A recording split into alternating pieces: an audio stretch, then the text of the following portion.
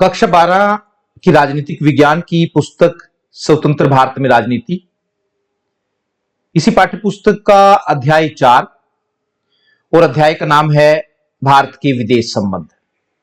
एक महत्वपूर्ण पाठ है और परीक्षा में कई नंबर के प्रश्न इसमें से आते हैं। तो आज हम इसी पाठ के पाठ्य पुस्तक आधारित प्रश्नों और अन्य महत्वपूर्ण प्रश्न जो परीक्षा की दृष्टि से उपयोगी सिद्ध हो सकते हैं उनको करेंगे। तो पाठ्य पुस्तक में आपकी पहला प्रश्न दिया गया है कि इन बयानों के आगे सही या गलत का निशान लगाएं।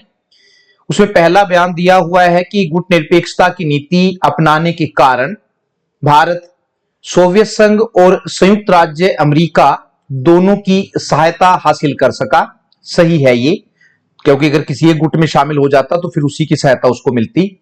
ख है, अपने पड़ोसी देशों के साथ भारत के संबंध शुरुआत से ही तनावपूर्ण रहे हैं। ये बात गलत है। ग है, शीत युद्ध का असर भारत पाक संबंधों पर भी पड़ा। सही है बिल्कुल ये।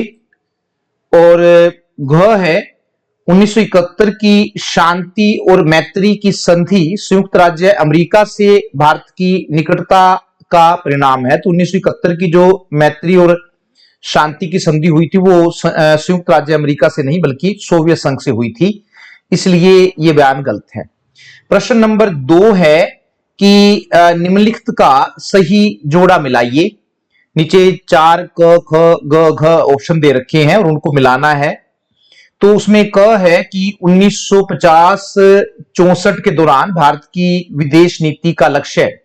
तो क का जो है वो सही जवाब जो है वो 2 से ये मिलान करना है। क्षेत्रीय अखंडता और संप्रभुता की रक्षा करना तथा आर्थिक विकास था। ख है पंचशील। पंचशील का जो सही है ख को 3 से मिलाना है।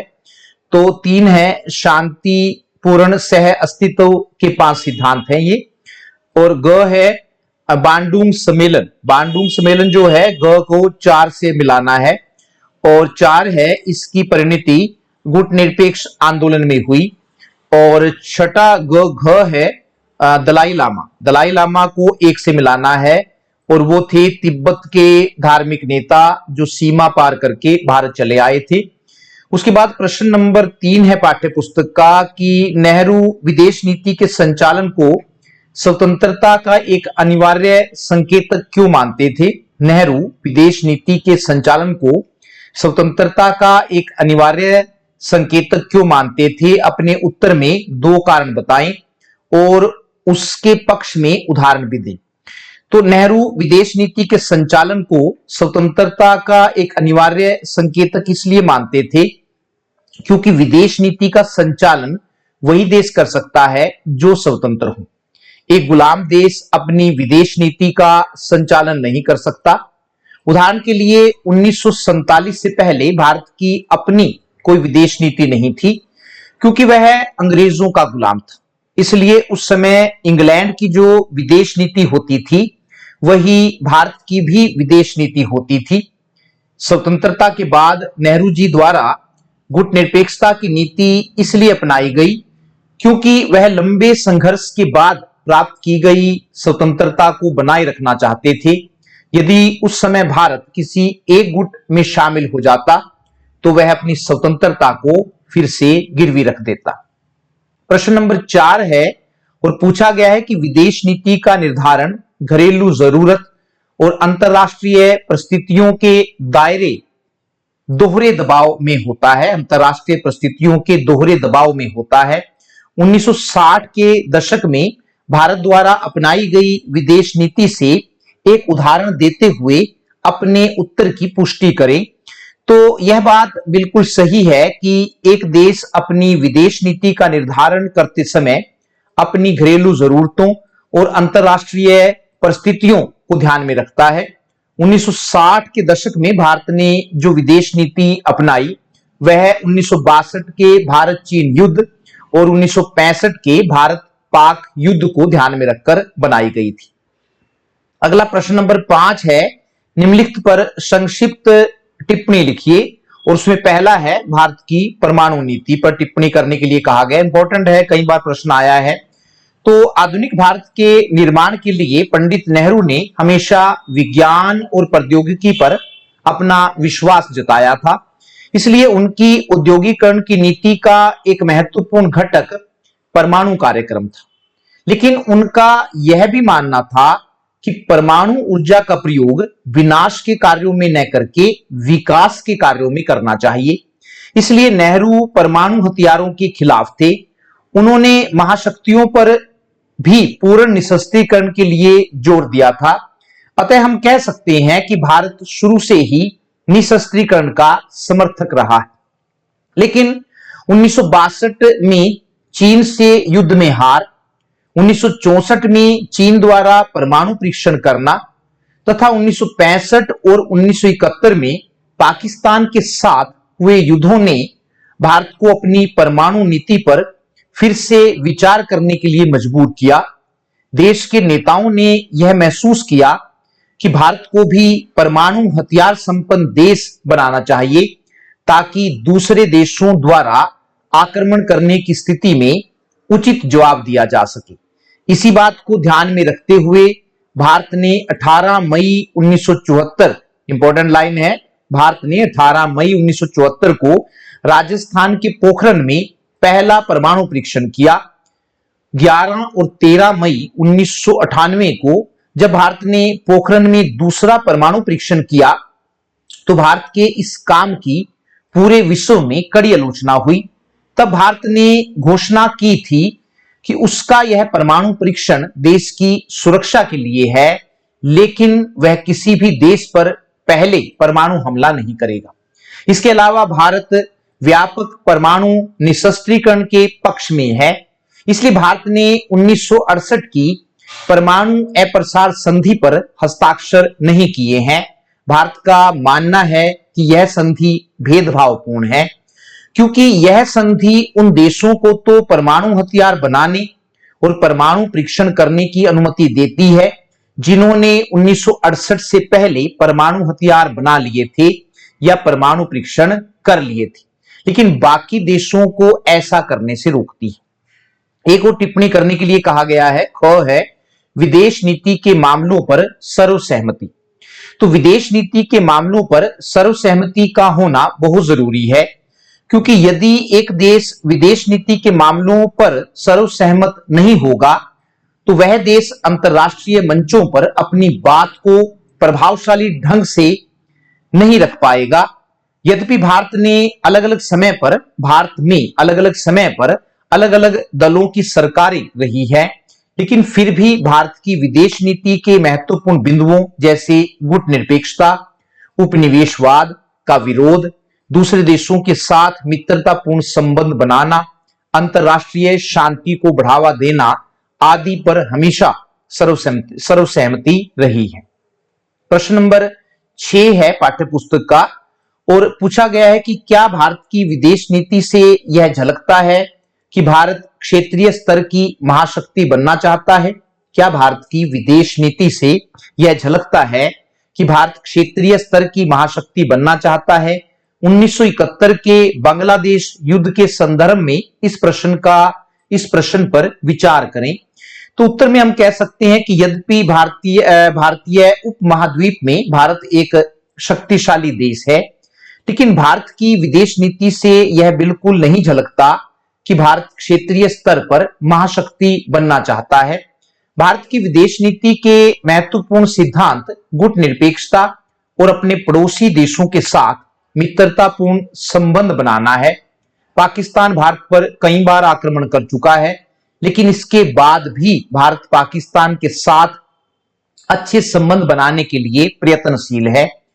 1971 के बांग्लादेश युद्ध के समय भी भारत पूर्वी पाकिस्तान और पश्चिमी पाकिस्तान के मामलों में दखलंदाजी नहीं करना चाहता था, लेकिन जब पश्चिमी पाकिस्तान के सैनिकों ने पूर्वी पाकिस्तान के लोगों पर अत्याचार करने शुरू कर दिए और इन अत्याचारों से बचने के लिए लगभग 1 करोड़ बांग्लादेशी शरणार्थी के रूप में भारत आ गए और इन शरणार्थियों का बोझ उठाना भारत के लिए मुश्किल हो गया, तो भारत ने पाकिस्तान पर इस बात के लिए दबाव डाला कि वह अपने शरणार्थियों को वापस बुलाए। लेकिन पाकिस्तान ने उल्टे भारत पर ही आक्रमण कर दिया। तब जाकर भारत को पूर्वी पाकिस्तान की सहायता करनी पड़ी। लेकिन इसका अर्थ यह नहीं है कि भारत अपने आप को शक्तिशाली दिखाना चाहता था। ऐसा उसने अपनी सुरक्षा और अपनी आर्थिक स्थिति को बिगड़ने से बचाने के लिए किया। तो प्रश्न नंबर 7 है कि किसी राष्ट्र का राजनीतिक नेतृत्व किस तरह उस राष्ट्र की विदेश नीति पर असर डालता है। राजनीतिक नेतृत्व किस तरह उस राष्ट्र की विदेश नीति पर असर डालता है। भारत की विदेश नीति के उदाहरण देते हुए इस प्रश्न पर विचार कीजिए। तो एक देश की विदेश नीति पर उस देश के महान नेताओं के विचारों का प्रभाव पड़ता है। 1947 से 1964 तक भारत का राजनीतिक नेतृत्व पंडित जवाहरलाल नेहरू के हाथों में रहा। पंडित नेहरू देश के प्रधानमंत्री होने के साथ साथ विदेश मंत्री भी थे। वे देश की एकता और अखंडता को भी सुरक्षित रखना चाहते थे तथा देश का आर्थिक विकास भी करना चाहते थे। इसके अलावा वे साम्राज्यवाद और उपनिवेशवाद के घोर विरोधी थे। वे समस्याओं का समाधान शांतिपूर्ण तरीके से करना चाहते थे। इन सभी बातों को ध्यान में रखते हुए उन्होंने गुटनिरपेक्षता की नीति अपनाई। नेहरू के बाद जितने भी प्रधानमंत्री हुए उन सभी ने नेहरू की विदेश नीति का ही अनुसरण किया है। प्रश्न नंबर 8 है, ये पाठ्य पुस्तक का नहीं है लेकिन महत्वपूर्ण प्रश्न है। विदेश नीति का क्या अर्थ है? भारत की विदेश नीति या नेहरू की विदेश नीति का वर्णन करो। तो उत्तर में हम कह सकते हैं कि प्रत्येक देश की आर्थिक, राजनीतिक आदि अनेक आवश्यकताएं होती हैं और कोई भी देश इन आवश्यकताओं को अकेला पूरी नहीं कर सकता है। इसलिए इन आवश्यकताओं को पूरा करने के लिए प्रत्येक देश को दूसरे देशों के साथ संबंध स्थापित करने ही पड़ते हैं। इन संबंधों को स्थापित करने के लिए एक देश जो नीति अपनाता है उसे उसकी विदेश नीति कहते हैं। तो अतः हम कह सकते हैं कि अतः एक देश दूसरे देशों के साथ संबंध स्थापित करने के लिए जो नीति अपनाता है उसे विदेश नीति कहते हैं। अगला पूछा गया कि भारत की विदेश नीति या फिर नेहरू की विदेश नीति भी कहते हैं इसको। 15 अगस्त 1947 को जब भारत स्वतंत्र हुआ तो उसे एक स्वतंत्र विदेश नीति का निर्माण करना था, क्योंकि स्वतंत्रता से पहले भारत की अपनी कोई विदेश नीति नहीं थी। उस समय इंग्लैंड की जो विदेश नीति होती थी वही भारत की भी विदेश नीति होती थी। स्वतंत्र भारत की विदेश नीति को एक विशेष दिशा देने में पंडित जवाहरलाल नेहरू ने महत्वपूर्ण भूमिका निभाई है, क्योंकि पंडित नेहरू देश के प्रधानमंत्री होने के साथ साथ विदेश मंत्री भी थे। उनकी विदेश नीति के 3 उद्देश्य थे। उसमें पहला है लंबे संघर्ष के बाद प्राप्त की गई स्वतंत्रता को बनाए रखना, दूसरा है देश की एकता और अखंडता को बनाए रखना, और तीसरा है देश का तेज गति से आर्थिक विकास करना। इन तीनों उद्देश्यों को प्राप्त करने के लिए नेहरू ने गुटनिरपेक्षता की नीति अपनाई। प्रश्न नंबर 9 में पूछा गया है कि विदेश नीति के निर्धारक तत्वों का वर्णन करो। तो कोई भी देश अपनी विदेश नीति का निर्माण करते समय निम्नलिखित तत्वों को ध्यान में रखता है।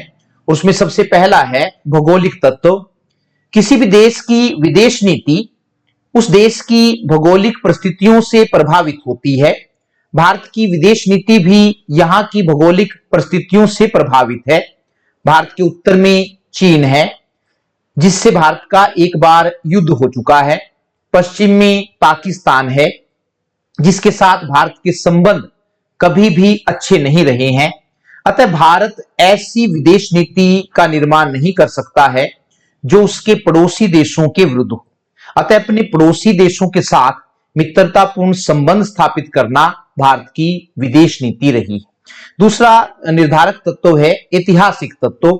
भारत प्राचीन काल से ही एक शांति प्रिय देश रहा है। यहाँ के लोगों के विचारों पर गौतम बुद्ध, महावीर जैन, गुरु नानक देव और महात्मा गांधी जैसे महान लोगों के विचारों का प्रभाव पड़ा है। अतः भारत की विदेश नीति का एक आधार शांतिपूर्ण सह अस्तित्व रहा है। या दूसरे शब्दों में हम कह सकते हैं कि जियो और जीने दो भारत की विदेश नीति रही है। तीसरा निर्धारक तत्व है आर्थिक तत्व। जब भारत आजाद हुआ तो देश में गरीबी, बेरोजगारी और भुखमरी का बोलबाला था। उस समय देश के पास इतना पैसा नहीं था कि वह खुद इन समस्याओं को दूर कर सकता। अतः देश के आर्थिक विकास के लिए विदेशी सहायता की जरूरत थी। अतः दूसरे देशों से आर्थिक सहायता प्राप्त करने के लिए उनसे मित्रतापूर्ण संबंध स्थापित करना भी भारत की विदेश नीति रही है। चौथा तत्व है अंतरराष्ट्रीय तत्व। जब भारत आजाद हुआ तो उस समय पूरा विश्व दो गुटों में बटा हुआ था। एक गुट सोवियत संघ का गुट था तो दूसरा गुट अमेरिका का गुट था। भारत के लिए किसी एक गुट में शामिल होने का अर्थ अपनी स्वतंत्रता को फिर से गिरवी रख देना था। इसलिए भारत ने दोनों गुटों में से किसी भी गुट में शामिल न होने का निर्णय लिया। पांचवा है सैनिक तत्व। जब भारत आजाद हुआ तो उस समय वह सैनिक दृष्टि से एक कमजोर देश था। देश की सेनाओं के पास आधुनिक अस्त्र शस्त्रों की भारी कमी थी। अतः सेना को आधुनिक अस्त्र शस्त्रों से युक्त करने के लिए भी उन सभी देशों के साथ संबंध स्थापित करना जरूरी था जिनके पास ये अस्त्र शस्त्र थे। और एक तत्व है संवैधानिक प्रावधान। हमारे संविधान की धारा 51 में, और 51 जो है वो राज्य नीति के निदेशक सिद्धांत है, तो हमारे संविधान की धारा 51 में भी विदेश नीति के बारे में कुछ प्रावधान किए गए हैं।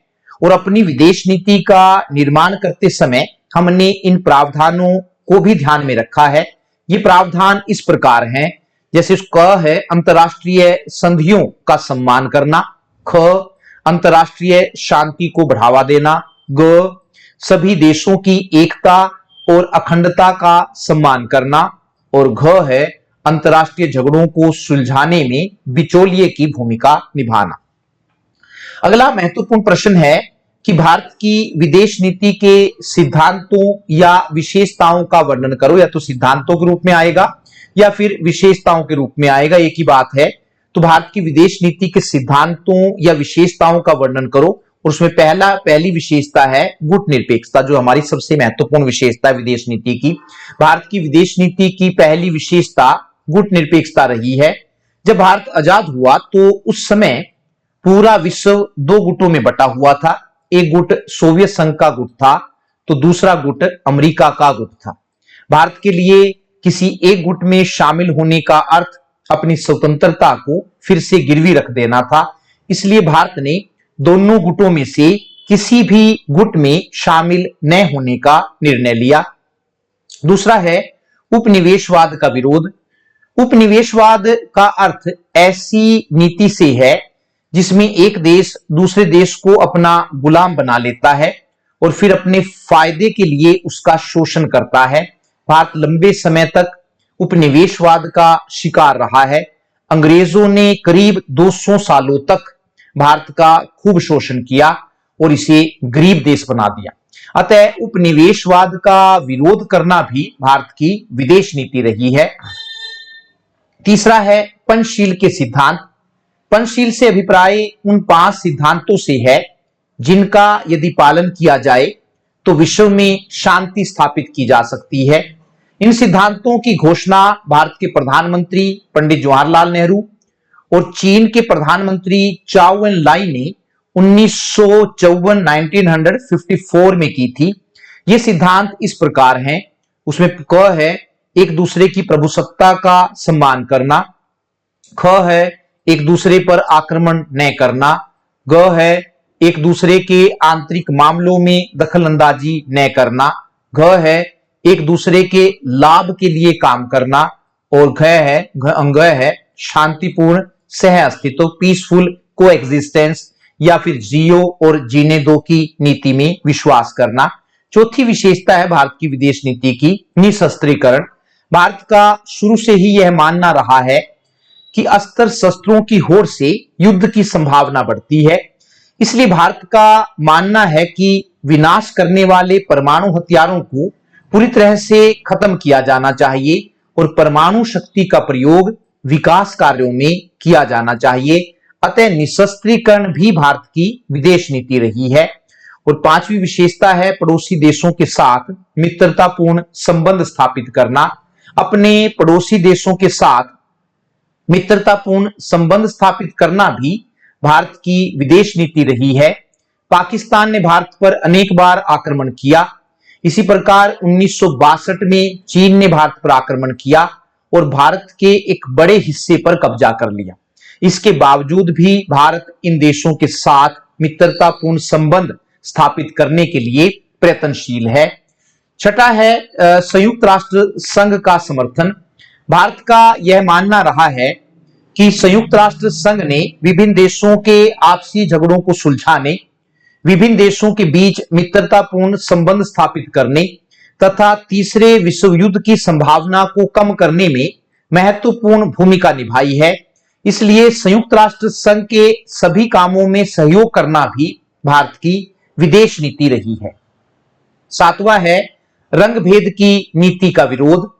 रंग भेद की नीति का सबसे ज्यादा शिकार दक्षिण अफ्रीका रहा है। वहां पर गोरे लोग वर्षों तक काले लोगों पर शासन करते रहे हैं। भारत का यह मानना रहा है कि रंग भेद की नीति समानता के खिलाफ है। इसलिए भारत ने समय समय पर संयुक्त राष्ट्र संघ में रंग भेद की नीति के खिलाफ आवाज उठाई है। और आठवां है आतंकवाद का विरोध। आतंकवाद आज किसी एक देश की समस्या नहीं है, बल्कि दुनिया के सभी देश इससे प्रभावित। अतः आतंकवाद के हर प्रकार का विरोध करना भी भारत की विदेश नीति रही है। तो ये कुछ विशेषताएं हैं भारत की विदेश नीति के। प्रश्न नंबर 11 जो है उसमें पूछा गया है कि गुटनिरपेक्ष आंदोलन नॉन अलाइंड मूवमेंट से आप क्या समझते हैं। गुटनिरपेक्ष आंदोलन की प्रकृति एवं सिद्धांतों का वर्णन करो। इंपॉर्टेंट प्रश्न है। तो 1945 में जब दूसरा विश्व युद्ध खत्म हुआ तो दो शक्तिशाली देश उभरकर सामने आए, एक अमेरिका और दूसरा सोवियत संघ। इन दोनों देशों ने अपनी अपनी शक्ति को बढ़ाने के लिए विश्व के देशों को अपने गुट में मिलाना शुरू कर दिया। इससे पूरा विश्व दो गुटों में बंट गया।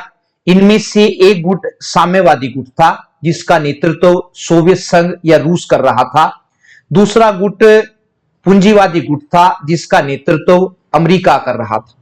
इसी समय एशिया और अफ्रीका महाद्वीप में बहुत से देश स्वतंत्र हुए। दोनों गुटों में इन नए स्वतंत्र देशों को अपने अपने गुट में शामिल करने की होड़ सी लग गई। लेकिन भारत सहित कुछ नए स्वतंत्र देशों ने दोनों गुटों में शामिल न होने का निर्णय लिया, क्योंकि ये देश इस बात को अच्छी तरह से जानते थे कि किसी एक गुट में शामिल होने का अर्थ दूसरे गुट को नाराज करना था। इसलिए इन देशों ने गुट निरपेक्षता की नीति अपनाई। प्रश्न है कि गुट निरपेक्षता का अर्थ क्या है।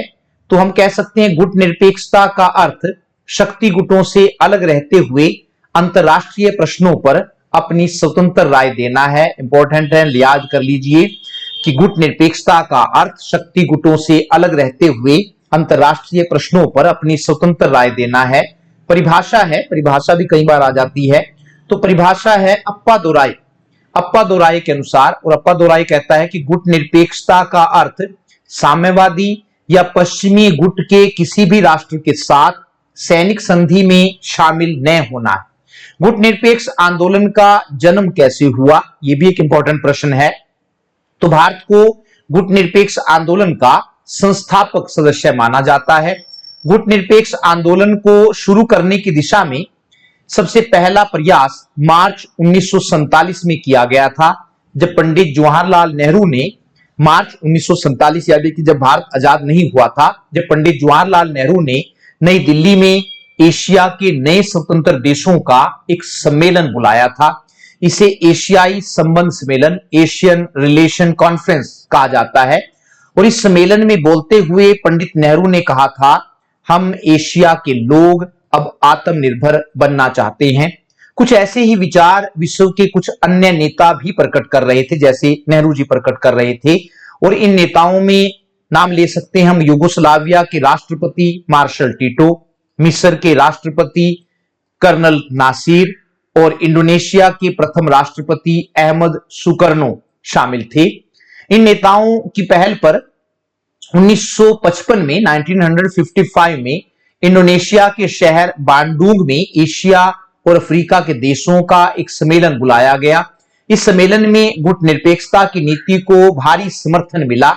इसी सम्मेलन में यह निर्णय लिया गया कि गुटनिरपेक्षता में विश्वास रखने वाले देशों को पहचान देने के लिए समय समय पर शिखर सम्मेलन बुलाए जाएंगे।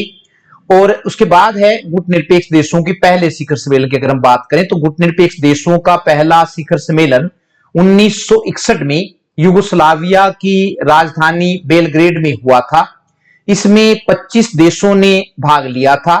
तब से लेकर अब तक गुटनिरपेक्ष देशों के 17 शिखर सम्मेलन हो चुके हैं। 17वां शिखर सम्मेलन सितंबर 2016 को वेनेजुएला के शहर पोलामर में हुआ था। इस सम्मेलन में 120 देशों ने भाग लिया था। तो ये आपको अपडेट बता दी जाएगी कि अब तक कितने शिखर सम्मेलन हो चुके हैं। गुटनिरपेक्षता क्या नहीं है? कई बार गुटनिरपेक्षता के लिए अलगाववाद और तटस्थता जैसे शब्दों का प्रयोग किया जाता है। अलगाववाद और तटस्थता जैसे शब्दों का प्रयोग किया जाता है। तो पहले दोनों का अर्थ जान लेते हैं कि अलगाववाद क्या है। अलगाववाद का अर्थ अपने आप को विश्व राजनीति से अलग कर लेना है, जबकि गुटनिरपेक्षता का अर्थ सैनिक गुटों से अलग रहना है, ना कि अंतरराष्ट्रीय राजनीति से अलग रहना। अतः गुटनिरपेक्षता का अर्थ अलगाववाद नहीं है। उसके बाद है तटस्थता। तो तटस्थता का अर्थ है, तटस्थता का अर्थ युद्ध में शामिल दो देशों में से किसी का भी पक्ष न लेना है, जबकि गुटनिरपेक्षता का अर्थ सही गलत में फर्क करके सही का साथ देना है। अतः गुटनिरपेक्षता का अर्थ तटस्थता भी नहीं है। और इंपॉर्टेंट है, ये कई बार 4 नंबर में प्रश्न आता है कि गुटनिरपेक्ष आंदोलन के उद्देश्य या सिद्धांत बताइए। तो 4 इसमें उद्देश्य आप जरूर याद कर ले इसके। गुटनिरपेक्ष आंदोलन के उद्देश्य, इसमें पहला है गुटनिरपेक्ष देशों की एकता, अखंडता और प्रभुसत्ता की रक्षा करना। दूसरा है साम्राज्यवाद, उपनिवेशवाद, विस्तारवाद और रंग भेद की नीति को समाप्त करना। तीसरा है स्वाधीनता के लिए संघर्ष कर रहे राष्ट्रीय आंदोलनों को समर्थन देना। पांचवा संयुक्त राष्ट्र संघ को मजबूत बनाना। चौथा है ये। और पांचवा है विकसित और विकासशील देशों के बीच पाई जाने वाली असमानता को खत्म करने के लिए नई अंतरराष्ट्रीय आर्थिक व्यवस्था की स्थापना करना। छठा उद्देश्य है गुटनिरपेक्ष देशों के बीच आर्थिक सहयोग को बढ़ावा देना। और सातवां है महाशक्तियों के सैनिक गठबंधनों से दूर रहना। तो ये 4 कम से कम जरूर कर लीजिए आप, ताकि 4 नंबर में अगर प्रश्न आए तो आप ये 4 उद्देश्य लिख सकें। कौन देश गुटनिरपेक्ष आंदोलन के सदस्य बन सकते हैं? कुछ शर्तें हैं। तो गुटनिरपेक्ष आंदोलन का सदस्य बनने के लिए 5 शर्तें रखी गई हैं। उसमें पहली है कि देश की अपनी स्वतंत्र विदेश नीति हो। दूसरी, देश उपनिवेशवाद का विरोध करता हो। तीसरी, देश किसी सैनिक गुट का सदस्य ना हो। और चौथी शर्त है कि देश ने किसी बड़ी शक्ति के साथ कोई द्विपक्षीय सैनिक समझौता न किया हो। और पांचवा है, देश ने किसी बड़ी शक्ति को अपने क्षेत्र में सैनिक अड्डे बनाने की अनुमति न दी हो। प्रश्न नंबर 12 है, गुटनिरपेक्ष आंदोलन में भारत की भूमिका बताइए। तो भारत की भूमिका अगर हम बताएं तो गुटनिरपेक्ष आंदोलन में भारत की भूमिका को निम्नलिखित बिंदुओं या पॉइंट्स के द्वारा स्पष्ट किया जा सकता है। और उसमें पहला है कि भारत गुटनिरपेक्ष आंदोलन का संस्थापक सदस्य है। भारत के प्रधानमंत्री पंडित जवाहरलाल नेहरू के प्रयत्नों से ही गुटनिरपेक्ष आंदोलन ने सच्चाई का रूप धारण किया है। दूसरा जो हम बता सकते हैं भारत की भूमिका कि गुटनिरपेक्ष आंदोलन के 5वें शिखर सम्मेलन में भारत की प्रधानमंत्री श्रीमती इंदिरा गांधी ने नई अंतरराष्ट्रीय आर्थिक व्यवस्था स्थापित करने की मांग की थी, ताकि अमीर और गरीब देशों के बीच की खाई को खत्म किया जा सके। तीसरा पॉइंट है, 1986 में हुए गुटनिरपेक्ष आंदोलन के शिखर सम्मेलन में भारत की पहल पर अफ्रीकी देशों की सहायता के लिए अफ्रीकी सहायता कोष की स्थापना की गई थी। इस कोष का प्रयोग अफ्रीकी देशों के विकास के लिए किया जाता है।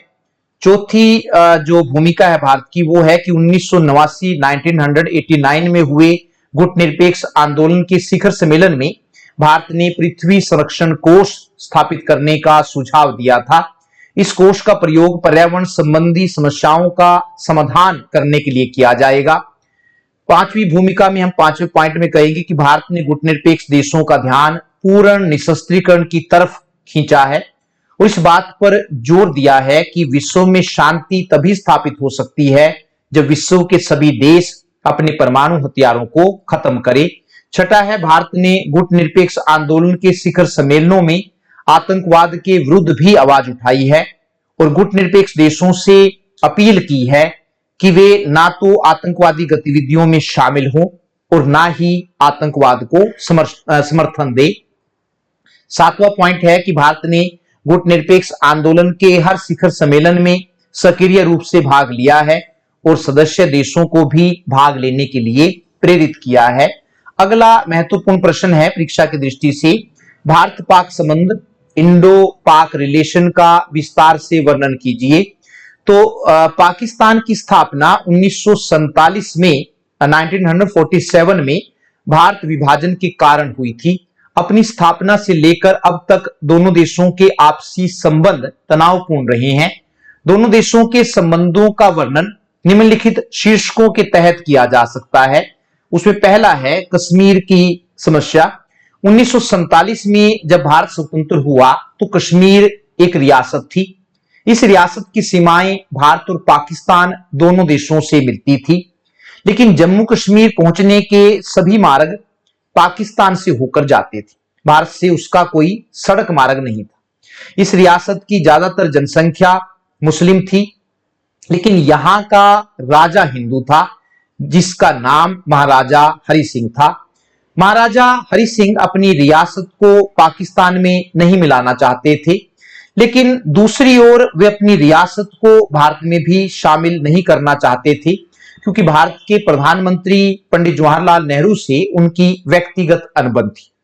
पाकिस्तान ने इसका फायदा उठाते हुए अक्टूबर 1947 में कबायली लोगों की मदद से कश्मीर पर आक्रमण कर दिया। जब हालात बेकाबू हो गए तो महाराजा हरि सिंह ने भारत से सहायता मांगी और कश्मीर को भारत में शामिल करने की प्रार्थना की। भारत ने कश्मीर की इस प्रार्थना को मान लिया और पाकिस्तान को चेतावनी दी कि वह कबायलियों की सहायता ना करे, लेकिन पाकिस्तान ने इसकी कोई परवाह नहीं की और कश्मीर के एक बड़े हिस्से पर कब्जा कर लिया जो आज भी पाकिस्तान के कब्जे में, जिसे पाक अधिकृत कश्मीर कहा जाता है, जबकि भारत वाले हिस्से को जम्मू कश्मीर कहते हैं। लेकिन भारत ने पाकिस्तान की इस कार्यवाही को संयुक्त राष्ट्र संघ में उठाया, लेकिन दुख की बात है कि संयुक्त राष्ट्र संघ आज तक इस समस्या का समाधान नहीं कर पाया है और तब से लेकर आज तक कश्मीर दोनों देशों के बीच तनाव का कारण बना हुआ है। दूसरा पॉइंट है जो भारत पाक संबंधों को बता सकते हैं, जिसके द्वारा 1965 का भारत पाक युद्ध और ताशकंद समझौता। 1962 के भारत चीन युद्ध में भारत की बुरी तरह की हार से पाकिस्तान को लगने लगा कि वह भी भारत को हरा देगा, इसलिए 1965 में उसने भारत पर आक्रमण कर दिया। इस आक्रमण का भारत ने मुंह तोड़ जवाब दिया। भारत की सेनाएं लाहौर तक पहुंच गई और भारत ने पाकिस्तान के बड़े हिस्से पर कब्जा कर लिया, लेकिन अंत में संयुक्त राष्ट्र संघ के हस्तक्षेप से दोनों देशों के बीच युद्ध बंद हो गया। दोनों देशों के बीच युद्ध तो बंद हो गया था, लेकिन तनाव अभी जारी था। अतः दोनों देशों के बीच तनाव को कम करने के लिए सोवियत संघ ने मध्यस्थता की। सोवियत संघ की इस मध्यस्थता से भारत के प्रधानमंत्री लाल बहादुर शास्त्री और पाकिस्तान के राष्ट्रपति जनरल अयूब खान ताशकंद में मिले। 10 जनवरी 1966 को दोनों देशों के बीच एक समझौता हुआ जिसे ताशकंद समझौता कहा जाता है। इस समझौते में निम्नलिखित बातें कही गई थी। उसमें पहली थी कि दोनों देश अपने आपसी विवादों को शांतिपूर्ण ढंग से सुलझाएंगे। दूसरी थी दोनों देश एक दूसरे के आंतरिक मामलों में दखल अंदाजी नहीं करेंगे। तीसरी थी कि दोनों देश अपनी सेनाओं को युद्ध से पहले वाली स्थिति पर ले जाएंगे। दोनों देश एक दूसरे के जीते हुए क्षेत्रों को वापस करेंगे। पांचवी जो शर्त थी कि दोनों देश एक दूसरे के प्रति दुष्प्रचार नहीं करेंगे। और छठा था दोनों देश आर्थिक, व्यापारिक और सांस्कृतिक संबंधों को फिर से स्थापित करेंगे। जिस दिन यह समझौता हुआ उसी रात हृदय गति रुक जाने के कारण शास्त्री जी का निधन हो गया। तीसरा जो जिसके आधार पर हम भारत पाक संबंधों का वर्णन कर सकते हैं वो है 1971 का भारत पाक युद्ध और शिमला समझौता। 1947 में जब भारत का विभाजन हुआ था तो पाकिस्तान को दो भाग मिले थे, जिनमें से एक को पूर्वी पाकिस्तान कहते थे और दूसरे को पश्चिमी पाकिस्तान कहते थे। 1971 में जब पूर्वी पाकिस्तान के लोगों ने अपने लिए एक स्वतंत्र देश बांग्लादेश की स्थापना करने के लिए आंदोलन शुरू कर दिया, इस आंदोलन को कुचलने के लिए पाकिस्तान के सैनिकों ने बंगालियों पर अनेक अत्याचार किए। इन अत्याचारों से डरकर लगभग 1 करोड़ बांग्लादेशी शरणार्थी के रूप में भारत पहुंचे। इससे भारत की आर्थिक स्थिति बहुत खराब हो गई। भारत ने पाकिस्तान पर इस बात के लिए दबाव डाला कि वह अपने शरणार्थियों को वापस बुलाए, लेकिन पाकिस्तान ने इसकी परवाह न करते हुए उल्टे भारत पर ही आक्रमण कर दिया। भारत ने इस आक्रमण का भी मुंह तोड़ जवाब दिया। इस युद्ध में पाकिस्तान की बुरी तरह से हार हुई और उसका एक भाग, जिसको हम पूर्वी पाकिस्तान कहते हैं, उसका एक भाग उससे अलग होकर एक अलग देश बांग्लादेश बन गया। भारत ने पाकिस्तान के 93,000 सैनिकों को बंदी बना लिया। युद्ध में पैदा हुई समस्याओं का समाधान करने के लिए जून 1972 में भारत की प्रधानमंत्री श्रीमती इंदिरा गांधी और पाकिस्तान के प्रधानमंत्री जुल्फिकार अली भुट्टो शिमला में मिले। दोनों देशों के बीच एक समझौता हुआ जिसे शिमला समझौता कहा जाता है। इस समझौते में निम्नलिखित बातें कही गई थी। उसमें पहली थी कि दोनों देश एक दूसरे की एकता और अखंडता का सम्मान करेंगे। दोनों देश एक दूसरे के खिलाफ युद्ध की धमकी नहीं देंगे। तीसरा था कि दोनों देश अपने झगड़ों को आपसी बातचीत के द्वारा सुलझाएंगे और किसी तीसरे देश की मदद नहीं लेंगे। चौथा था दोनों देश अपनी सेनाओं को युद्ध से पहले वाली स्थिति पर ले जाएंगे। और पांचवा था कि पाकिस्तान बांग्लादेश के स्वतंत्र अस्तित्व को स्वीकार करेगा, मतलब ये मानेगा कि अब जो बांग्लादेश है उसका भाग नहीं रहा है, और भारत पाकिस्तान के 93,000 बंदी बनाए गए सैनिकों को रिहा करेगा। इसके बाद से दोनों देशों में अच्छे संबंध नहीं रहे हैं। हालांकि दोनों देशों के बीच संबंध सुधारने की कोशिशें होती रही हैं। कई ऐसी बातें हैं जिनके कारण दोनों देशों के बीच अच्छे संबंध नहीं बन पाए हैं, और उसमें है जैसे कारगिल युद्ध हुआ 1949 में, उसके बाद भारतीय संसद पर आतंकवादी हमला हुआ 13 दिसंबर 2001 को। ये महत्वपूर्ण लाइनें हैं जो आपने याद रखनी है। एक और बात है कि मुंबई के ताज व ओबराय होटल पर पाक आतंकवादियों द्वारा हमला किया गया 26 नवंबर 2008 को। ये इसको मुंबई हमले के नाम से भी जाना जाता है। और 14 फरवरी 2019 को जम्मू कश्मीर के पुलवामा में आतंकी हमला हुआ जिसमें भारतीय सेना के 44 जवान शहीद हुए। तो कई सारी बातें हैं जिसके कारण दोनों देशों के बीच अच्छे संबंध नहीं बन पाए हैं। तो इसी से रिलेटेड एक और प्रश्न है कि भारत और पाकिस्तान के बीच तनाव के क्या कारण है। इंपॉर्टेंट प्रश्न है, परीक्षा में भी आ चुका है। भारत और पाकिस्तान के बीच तनाव के क्या कारण है।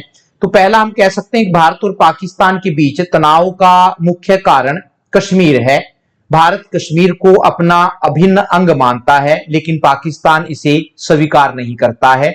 दूसरा, जम्मू कश्मीर में पाकिस्तान द्वारा आतंकवादी गतिविधियां करवाना भी दोनों देशों के बीच तनाव का कारण है। तीसरा, बांग्लादेश की स्थापना के लिए पाकिस्तान भारत को जिम्मेदार मानता है। और चौथा है कि पाकिस्तान द्वारा अमेरिका से सैनिक हथियार प्राप्त करना और उनका प्रयोग भारत के विरुद्ध करना भी दोनों देशों के बीच तनाव का कारण है। प्रश्न नंबर 15 जो है अंतिम प्रश्न है कि भारत चीन संबंधों का विस्तार से वर्णन कीजिए। भारत और चीन एशिया महाद्वीप के दो प्रमुख देश हैं। प्राचीन काल में दोनों देशों के यात्री एक दूसरे देश में आते जाते थे। 15 अगस्त 1947 को जब भारत स्वतंत्र हुआ तो उसने चीन के साथ अच्छे संबंध स्थापित करने की कोशिश की। स्वतंत्रता के बाद दोनों देशों के बीच कुछ समय तक अच्छे संबंध भी रहे, लेकिन बाद में इन संबंधों में तनाव आना शुरू हो गया। दोनों देशों के बीच संबंधों का वर्णन निम्नलिखित शीर्षकों या हेडिंग्स के अंतर्गत किया जा सकता है, और उसमें पहला है चीन द्वारा तिब्बत पर आक्रमण। तिब्बत भारत की उत्तरी सीमा पर स्थित भारत और चीन के बीच एक विशाल पठार है। चीन शुरू से ही तिब्बत को अपना हिस्सा मानता रहा है, लेकिन इतिहास इस बात का गवाह रहा है कि तिब्बत कभी भी चीन का हिस्सा नहीं रहा है। 1950 में चीन ने तिब्बत पर आक्रमण करके उसे अपने में मिला लिया। दुनिया के सभी देशों ने चीन की इस कार्यवाही की कड़ी आलोचना की, लेकिन भारत ने तिब्बत पर चीन के आक्रमण को सही ठहराया। राजनीति के जानने वालों का मानना है कि भारत द्वारा तिब्बत पर चीन के आक्रमण को सही ठहराना भारत की सबसे बड़ी गलती थी। उसके बाद दूसरा है पंचशील का समझौता। 1954 में भारत के प्रधानमंत्री पंडित जवाहरलाल नेहरू और चीन के प्रधानमंत्री चाउ एन लाई के बीच पंचशील का समझौता हुआ। इस समझौते में 5 बातें कही गई थी जो इस प्रकार हैं। क है उसमें दोनों देश एक दूसरे की प्रभुसत्ता का सम्मान करेंगे। ख है दोनों देश एक दूसरे के आंतरिक मामलों में दखलंदाजी नहीं करेंगे। ग है दोनों देश एक दूसरे पर आक्रमण नहीं करेंगे। और घ है दोनों देश एक दूसरे के लाभ के लिए काम करेंगे। और ग है दोनों देश शांतिपूर्ण सहअस्तित्व या जियो और जीने दो की नीति में विश्वास रखेंगे। तीसरा जो है जिसके द्वारा हम भारत चीन संबंधों का वर्णन कर सकते हैं, और वो है सीमा विवाद। भारत और चीन के बीच सीमा रेखा को मैकमोहन लाइन के नाम से जाना जाता है। इस रेखा को 1914 में शिमला में भारत, चीन और तिब्बत के नेताओं द्वारा एक बैठक में तय किया गया था। यह रेखा उस समय भारत के विदेश सचिव आर्थर हेनरी मैकमोहन ने खींची थी, इसलिए उन्हीं के नाम पर इस रेखा को मैकमोहन लाइन कहा जाता है। 1956 तक चीन इसे ही सीमा रेखा मानता रहा, लेकिन 1956 के बाद चीन ने इस सीमा रेखा पर आपत्ति उठानी शुरू कर दी। चीन का कहना था कि दोनों देशों के बीच सीमा रेखा को ठीक प्रकार से निर्धारित नहीं किया गया है। 1956 के बाद चीनी सरकार द्वारा जितने भी मानचित्र प्रकाशित किए गए, उन सभी में भारत के अरुणाचल प्रदेश और लद्दाख के अक्साई चीन वाले हिस्से को चीन में दिखाया गया। जब भारत ने इस तरफ चीन का ध्यान आकर्षित किया तो चीन ने इसे पुरानी सरकार की गलती बताया और आने वाले समय में इन नक्शों को ठीक करने का आश्वासन दिया, लेकिन चीन ने ऐसा कुछ नहीं किया। उल्टे वह इन क्षेत्रों तक पहुंचने के लिए सड़कें बनाने लगा। चौथा पॉइंट है भारत सरकार द्वारा दलाई लामा को शरण देना। 1959 में तिब्बत के लोगों ने तिब्बत को स्वतंत्र करवाने के लिए 1950 में चीन ने तिब्बत पर आक्रमण कर लिया था, तो 1959 में तिब्बत के लोगों ने तिब्बत को स्वतंत्र करवाने के लिए चीनी सरकार के खिलाफ आंदोलन छेड़ दिया। चीनी सरकार ने इस आंदोलन को कुचलने के लिए तिब्बत के लोगों पर अत्याचार करने शुरू कर दिए। इन अत्याचारों से डरकर तिब्बत के लोग अपने धर्मगुरु दलाई लामा के साथ भारत पहुंचे।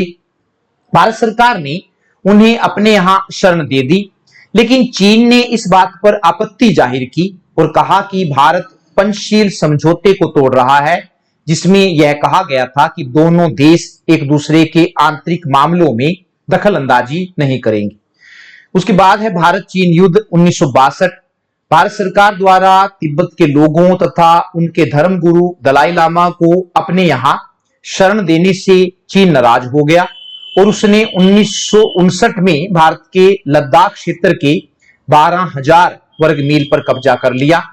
भारत के प्रधानमंत्री पंडित जवाहरलाल नेहरू ने चीन पर इस बात के लिए दबाव डाला कि वह भारत के क्षेत्र को खाली करे, लेकिन चीन ने ऐसा करने से साफ मना कर दिया। इससे दोनों देशों के बीच तनाव बढ़ने लगा और सीमा पर सैनिकों के बीच छोटी मोटी झड़पें होने लगी। 20 अक्टूबर 1962 को चीन ने भारत पर आक्रमण कर दिया। इस युद्ध में भारत की बुरी तरह से हार हुई। चीन ने भारत के हजारों वर्ग मील क्षेत्र पर कब्जा कर लिया, जो आज भी चीन के कब्जे में है। इस युद्ध के बाद भारत और चीन के संबंध काफी बिगड़ गए।